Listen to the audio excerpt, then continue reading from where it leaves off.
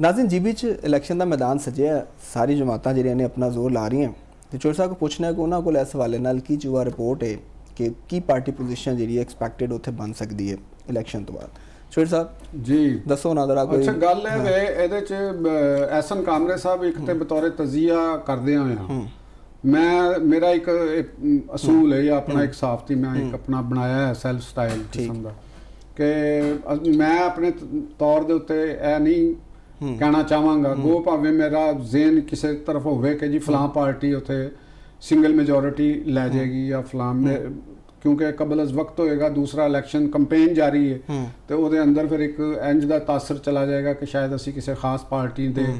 Supporter हाँ या ਅਸੀਂ ਚਾਹੁੰਦੇ ਆ ਕਿ ਇਹ ਪਾਰਟੀ ਉੱਥੇ ਜਿੱਤ ਜਾਏ। ਨਹੀਂ ਉਹ ਤਜਜ਼ੀਆ ਤੇ ਤੁਹਾਡੇ ਕੋਲੇ ਪੁੱਛਦੇ ਆ ਕਿ ਗਰਾਊਂਡ ਰਿਐਲਿਟੀ ਸਾਨੂੰ ਕੀ ਨਜ਼ਰ ਆ ਰਹੀ ਹੈ। ਉਹਦੇ ਚ ਜਿਹੜਾ ਤੁਹਾਨੂੰ ਮੈਂ ਇੱਕ ਜਲਸਿਆਂ ਦੀ ਵੀ ਸੂਰਤ-ਏ-ਹਾਲ ਦੱਸੀ ਉੱਥੇ ਜਿਹੜੇ ਕੁਝ ਸਾਡੇ ਜਾਣਨ ਵਾਲੇ ਲੋਕ ਨੇ ਔਰ ਉਹਨਾਂ ਦੀ ਜਿਹੜੀ ਅਸੀਂ ਗੱਲਾਂ ਸੁਣੀਆਂ ਨੇ ਉਹਦੇ ਚ ਵੀ ਤੁਹਾਨੂੰ ਦੱਸੀ। ਇੱਕ ਤੇ ਮੈਂ ਤੁਹਾਨੂੰ ਇਹ ਵੀ ਦੱਸਦੀ ਕਿ KP ਉਹ ਜਿਹੜੀ ਉਹਨਾਂ ਦੀ ਮਹਿਮੂਦ ਅਚਕਜ਼ਈ ਦੀ ਉੱਥੇ ਮੁਕਾਮੀ ਜਿਹੜੇ ਲੋਕ ਸਨ ਉਹਨਾਂ ਨੇ ਕਿਉਂ ਛੱਡਿਆ ਕਿਉਂਕਿ ਉਹਨਾਂ ਦਾ ਉੱਥੇ ਕੋਈ ਅਮਲ ਦਾ ਬਿਲਕੁਲ ਬੇਨਾਮ ਜਿਹਾ ਕੰਮ ਸੀ। ਠੀਕ ਤੇ ਜਵਾਦਤੁਲ ਮੁਸਲਮੀਨ ਇਸ ਵਾਸਤੇ ਨਹੀਂ ਸੀ ਉਹ ਕਰ ਰਹੇ ਕਿ ਉਹ ਫਿਰ ਉਹਨਾਂ ਨੂੰ ਸੀਟਾਂ ਉਹਨਾਂ ਦੇ ਕੱਦ ਤੋਂ ਜ਼ਿਆਦਾ ਦੇਣੀਆਂ ਪੈ ਰਹੀਆਂ ਸਨ ਉਹਨਾਂ ਨੂੰ ਤੇ ਉਹ ਫਿਰ ਉਧਰ ਵੀ ਨਹੀਂ ਸੀ ਉਹ ਆ ਰਹੇ ਤੇ ਹੁਣ ਉਹਨਾਂ ਨੇ ਇੱਕ ਦੂਸਰੇ ਨਾਲ ਇਤਿਹਾਦ ਤੇ ਕੀਤਾ ਹੋਇਆ ਤੇ ਉਹ ਇਲੈਕਸ਼ਨ ਦੇ ਵਿੱਚ ਖੜੇ ਨੇ ਤੇ ਮੇਰਾ ਖਿਆਲ ਹੈਗਾ ਕਿ ਅਸੀਂ ਇਸ ਵੇਲੇ ਅਗਰ ਜਿਹੜਾ ਮੈਨੂੰ ਨਜ਼ਰ ਆ ਰਿਹਾ ਉੱਥੋਂ ਦੀ ਜਿਹੜੀ ਇਲੈਕਸ਼ਨ ਦੀ ਜਿਸ ਤਰ੍ਹਾਂ ਦੀ ਸਿਚੁਏਸ਼ਨ ਨਜ਼ਰ ਆ ਰਹੀ ਹੈ ਮੈਨੂੰ ਖਾਸਾ ਮੁਕਾਬਲਾ ਇੱਕ ਮੁਕਾਬਲੇ ਦੀ ਫਜ਼ਾ ਲੱਗ ਰਹੀ ਹੈ। ਬੜੀ ਇੱਕ ਮੈਨੂੰ ਅੱਛੀ ਚੀਜ਼ ਲੱਗੀ ਹੈ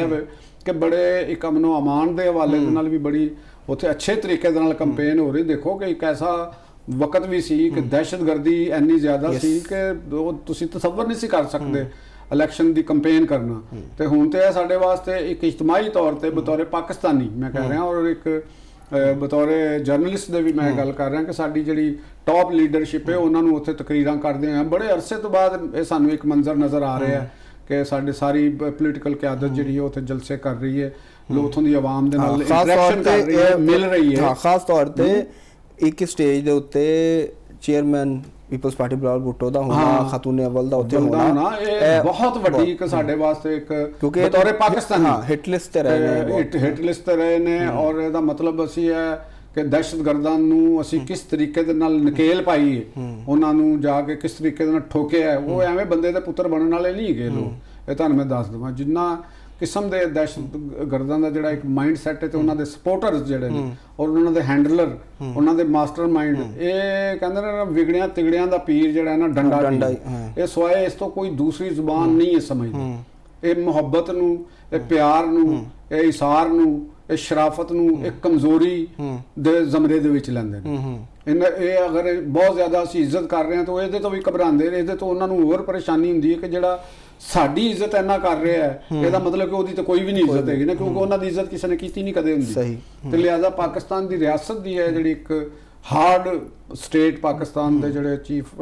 ਪਾਕ ਫੌਜ ਦੇ ਸਰਬਰਾਹ ਨੇ ਜਿਹੜਾ ਇੱਕ ਡਾਕਟਰਾਈਨ ਮੁਤਾਰਫ ਕਰਾਇਆ ਕਿ ਪਾਕਿਸਤਾਨ ਜਿਹੜੀ ਹੈ ਇਜ਼ ਐਨ ਹਾਰਡ ਸਟੇਟ ਤੇ ਉਹਨਾਂ ਨੇ ਇਸ ਚੀਜ਼ ਦਾ ਸਬੂਤ ਦਿੱਤਾ ਹੈ ਕਿ ਅਸੀਂ ਤੁਹਾਨੂੰ ਛੱਡਾਂਗੇ ਨਹੀਂ। ਇਹ ਕਹਿੰਦਾ ਜਿਹੜਾ ਤੁਸੀਂ ਆਪਣੇ ਆਪ ਦੇ ਵਿੱਚ ਬਣੇ ਫੜਦੇ ਸੀ ਨਾ ਕਿ ਜੀ ਅਸੀਂ ਪਤਾ ਨਹੀਂ ਕੀ ਚੀਜ਼ਾਂ ਹੈਗੀਆਂ ਤਾਂ ਤੁਸੀਂ ਕੁਝ ਵੀ ਨਹੀਂ ਉਹਨਾਂ ਦੇ ਹੈਂਡਲਰ ਨੂੰ ਸਪੋਰਟਰ ਉਹਨਾਂ ਦੇ ਹੈਂਡਲਰ ਨੂੰ ਸਪੋਰਟਰ ਤੇ ਪਤਾ ਚੱਲ ਗਿਆ ਨਾ ਸਾਰਾ ਹਜੇ ਤੇ ਤੁਹਾਡੀ ਮਜ਼ੀਦ ਠੁਕਾਈ ਹੋਣੀ ਹੈ। ਅੱਛਾ ਹਾਂਜੀ ਇਹ ਜਿਹੜੇ ਹਜੇ ਚੁੱਪ ਕਰਕੇ ਬੈਠੇ ਨੇ ਨਾ ਅਜੇ ਇਹਨਾਂ ਦੀ ਮਜ਼ੀਦ ਠੁਕਾਈ ਹੋਣੀ ਹੈ ਤੁਹਾਨੂੰ ਇਹ ਚੀਜ਼ ਦਾ ਈਰਾਨ ਦੇ ਮਾਮਲੇ ਤੋਂ ਬਾਅਦ ਨਹੀਂ ਈਰਾਨ ਦਾ ਮਾਮਲਾ ਅੱਗੇ ਤੁਸੀਂ ਦੇਖ ਨਹੀਂ ਤੇ ਜੰਗ ਦੇ ਦੌਰਾਨ ਵੀ ਅਸੀਂ ਅਟੈਕ ਕੀਤਾ ਆਪਣੀ ਜਿਹੜਾ ਪਾਕਿਸਤਾਨ ਨੇ ਆਪਣਾ ਦਿਫਾ ਤੇ ਕਰਨਾ ਹੈ ਪਾਕਿਸਤਾਨ ਦੇ ਆਵਾਮ ਨੇ ਆਪਣੀ ਬਕਾ ਵਾਸਤੇ ਤੇ ਆਪਣੇ ਆਪ ਨੂੰ ਤੇ ਬਚਾਉਣਾ ਹੈ ਉਹਨੂੰ ਤੇ ਇਸ ਚੀਜ਼ ਤੋਂ ਕੋਈ ਰੋਕ ਨਹੀਂ ਸਕਦਾ। ਤੇ ਗੱਲ ਅਸੀਂ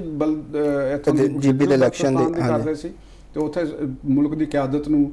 ਜਲਸੇ ਜਲੂਸ ਕਰਦੇ ਆ ਮੈਨੂੰ ਤੇ ਬੜੀ ਇੱਕ ਹੈਪੀਨੈਸ ਦਾ ਵੀ ਅਹਿਸਾਸ ਹੋਇਆ ਕਿ ਦੇਖੋ ਨਾ ख्वाजा साद रफीक ने होर लोग ने उत्थे गए हुए ने जिहड़ा पहले तसव्वुर भी नहीं सी हुंदा ना कि यार कोई मार ही ना दवे सानू ते इत्थे KP ਦੇ ਵਿੱਚ ਖਾਸ ਤੌਰ ਤੇ ਜਿਹੜੇ ਅਫਗਾਨਿਸਤਾਨ ਦੇ ਨਾਲ ਏਰੀਆ ਸਨ ਉੱਥੇ ਕੰਪੇਨ ਕਰਨਾ ਕੋਈ ਆਸਾਨ ਕੰਮ ਸੀ ਨਹੀਂ ਸੀ ਕਰਨ ਦਿੰਦੇ ਲੋਕ ਇਹ ਕੰਪੇਨ ਤੇ ਇਹ ਹੁਣ ਮੇਰਾ ਖਿਆਲ ਹੈ ਕਿ ਇੱਕ ਅਸੀਂ ਬਹੁਤ ਅੱਗੇ ਗਏ ਹਾਂ ਔਰ ਲੇਕਿਨ ਕੁਝ ਇਰੀਟੈਂਟਸ ਹੈ ਨੇ ਔਰ ਉਹਦੇ ਵਿੱਚ ਹੈਗਾ ਕਿ ਸਾਡੀ ਕਿਆਦਤ ਨੂੰ ਜ਼ਿੰਮੇਦਾਰੀ ਦਾ ਮੁਜ਼ਾਹਰਾ ਕਰਨਾ ਚਾਹੀਦਾ ਖਾਸ ਤੌਰ ਤੇ ਪੀਪਲਸ ਪਾਰਟੀ ਦੇ ਉਹ ਜਿਹੜੇ ਚੰਨ ਸਾਹਿਬ ਨੇ ਉਹਨਾਂ ਦੇ ਸੈਕਟਰੀ ਇਤਲਾਤ, ਜਿਸ ਤਰੀਕੇ ਦੇ ਨਾਲ ਉਹਨਾਂ ਨੇ ਪੰਜਾਬ ਪੁਲਿਸ ਦਾ ਉਹਨਾਂ ਨੇ ਕੀਤਾ। ਤਾਂ ਮੇਰਾ ਖਿਆਲ ਹੈ ਕਿ ਇਹਨਾਂ ਇਸ ਤਰ੍ਹਾਂ ਦੇ ਜਿਹੜੇ ਬੰਦੇ ਨੇ ਇਹਨਾਂ ਨੂੰ ਆਪਣੇ ਹਦੂਦ ਵਿੱਚ ਰਹਿਣਾ ਚਾਹੀਦਾ। ਪੁਲਿਸ ਫੋਰਸ ਨੂੰ ਤੁਸੀਂ ਅਗਰ ਟਾਰਗੇਟ ਕਰਦੇ ਹੋ ਤੇ ਤੁਸੀਂ ਪਾਕਿਸਤਾਨ ਦੇ ਦੁਸ਼ਮਣ ਦੇ ਵਾਸਤੇ ਰਸਤਾ ਵਾਰ ਕਰ ਰਹੇ ਹੋ, ਤੁਸੀਂ ਉੱਥੋਂ ਦੇ ਇਲੈਕਸ਼ਨ ਨੂੰ ਮੁਤਨਾਜ਼ਾ ਕਰਨ ਵਾਸਤੇ ਗੱਲ ਕਰ ਰਹੇ ਹੋ। ਦੇਖੋ ਨਾ ਉੱਥੇ ਇਹ ਵੀ ਤਾਂ ਹੋ ਸਕਦਾ ਨਾ ਕਿਸੇ ਪੋਲਿੰਗ ਸਟੇਸ਼ਨ ਦੇ ਉੱਤੇ ਡਿਊਟੀ ਉਹਨਾਂ ਦੀ ਹੈ ਤੇ ਹੰਗਾਮਾ ਹੋ ਜਾਏ, ਨਹੀਂ ਹੰਗਾਮਾ ਹੋ ਜਾਏ ਉੱਥੇ, ਲੋਕ ਮੁਸ਼ਤਿਲ ਹੋ ਜਾਣ ਇਸ ਗੱਲ ਦੇ ਉੱਤੇ ਕਿ ਵੀ ਮੈਂ ਸਮਝਣਾ ਪੀਪਲਸ ਪਾਰਟੀ ਦੀ ਹਾਈ ਕਮਾਨ ਨੂੰ ਜਿਹੜੇ ਚੰਨ ਸਾਹਿਬ ਉਰਫ ਮੁਖਤਾਰਿਆ ਗੱਲ ਵੱਧ ਗਈ ਏ, ਇਹਨਾਂ ਦੇ ਇਸ ਵੀ ਗੱਲ ਦੀ ਨੋਟਿਸ ਲੈਣਾ ਚਾਹੀਦਾ ਕਿ ਉੱਥੇ ਇਲੈਕਸ਼ਨ ਕੈਂਪੇਨ ਆਪਣੇ ਭਰਪੂਰ ਮੁਹਿੰਮ ਚ ਤੇ ਤੂੰ ਵਿੱਚ ਆਪਣੀ ਸ਼ੁਗਨੀ ਛੱਡ ਕभी ਨੋਟਿਸ ਪਹਿਲੇ ਲੈ ਲਿਆ, ਇਸ ਤੋਂ ਪਹਿਲੇ ਗੱਲ ਵੱਧ ਜਾਏ। ਹਾਂ, ਕभी ਨੋਟਿਸ ਲੈ ਲਿਆ, ਇਸ ਤੋਂ ਪਹਿਲੇ ਗੱਲ ਵੱਧ ਜਾਏ, ਗੱਲ ਵੱਧ ਜਾਏ ਤੇ ਤੂੰ ਮਤਲਬ ਕਿ ਸਿਆਸਤਦਾਨ ਦਾ ਕੰਮ ਇਹ ਚੀਜ਼ ਨਹੀਂ ਹੈਗਾ ਇਹੋ ਜੀ ਸ਼ਰਾਰਤ ਕਰਨੀ ਔਰ ਐਨ ਟਾਈਮ ਦੇ ਵਿੱਚ ਆ ਕੇ। ਤੇਰੀ ਪੰਜਾਬ ਪੁਲਿਸ ਨਾਲ ਕੀ ਦੁਸ਼ਮਣੀ? ਪੁਲਿਸ ਸਭ ਦੀ ਇੱਕੋ ਜਿਹੀ ਹੈ। ਉੱਥੇ ਅਜ਼ਾਫੀ ਪੁਲਿਸ ਦੀ ਜ਼ਰੂਰਤ ਹੈ, ਇਸਲਾਮਾਬਾਦ ਤੋਂ ਵੀ ਪੁਲਿਸ ਗਈ ਹੈ ਉੱਥੇ, ਵੀ ਵਜ਼ਾਰਤ ਦਾਖਲਾ ਨੂੰ ਉਹਨਾਂ ਨੇ ਭੇਜਿਆ ਕਿ ਸਾਨੂੰ ਅਜ਼ਾਫੀ ਪੁਲਿਸ ਦਿਓ, ਇਸਲਾਮਾਬਾਦ ਤੋਂ ਦਵੇ, ਜਿੱਥੋਂ ਮਰਜ਼ੀ ਦੇ ਦੇਵੇ ਪੁਲਿਸ ਨੂੰ, ਵੀ ਜਿੱਥੇ ਪੁਲਿਸ ਜ਼ਿਆਦਾ, ਜਿੱਥੇ ਪੁਲਿਸ ਦੀ ਨਫਰੀ ਜ਼ਿਆਦਾ ਤੇ ਉੱਥੇ ਦੇ। ਤੂੰ ਵਿੱਚ ਅਨੋਖਾ ਹੀ ਕੰਮ ਕਰਤਾ ਜੀ। ਉਹ ਪੰਜਾਬ ਪੁਲਿਸ ਉੱਤੇ ਉਂਝ ਹੀ ਕਰੇ ਜਿਵੇਂ ਪੰਜਾਬ ਪੁਲਿਸ ਨੇ ਇੰਝ ਕੀਤਾ। ਵੀ ਤੂੰ ਬੰਦੇ ਦਾ ਪੁੱਤਰ ਬਣੋ ਤੁਸੀਂ, ਇਹ ਕੋਈ ਗੱਲ ਕਰਨ ਵਾਲੀ ਜਿਹੜੀ ਤੁਸੀਂ ਇਹ ਸ਼ਰਾਰਤਾਂ ਤੋਂ ਬਾਅਦ ਸ਼ਰਾਰਤ ਤੋਂ ਫਿਰ ਵੀ ਤੁਸੀਂ ਹਰਕਤ ਤੋਂ ਬਾਜ਼ ਨਹੀਂ ਆਉਂਦੇ। ਅੱਗੇ ਵੀ ਇਹ ਪੀਪਲਸ ਪਾਰਟੀ ਨੂੰ ਛੱਡ ਕੇ ਗਿਆ ਹੋਇਆ ਹੈ, ਪੀਟੀਆਈ 'ਚ ਸ਼ਾਮਲ ਹੋ ਗਏ ਸਨ ਮਸੂਫ, ਤੇ ਦੁਬਾਰਾ ਆਏ ਨੇ। ਤੇ ਮੇਰਾ ਖਿਆਲ ਹੈ ਕਿ ਜਰਾਸੀਮ ਥੋੜੇ ਰਹਿ ਗਏ, ਜਰਾਸੀਮ ਵਿੱਚ ਹੈ ਵਿੱਚ, ਤੇ ਲਿਹਾਜ਼ਾ ਇਹਦੇ ਤੇ। ਔਰ ਦੂਸਰੀ ਗੱਲ ਹੈਗੀ ਹੈ ਕਿ ਮਹਿਮੂਦ ਅਜ਼ਕਜ਼ਈ ਸਾਹਿਬ ਤੇ ਵੀ ਪਰਚਾ ਹੋਇਆ ਹੈ ਚਮਨ ਦੇ ਵਿੱਚ।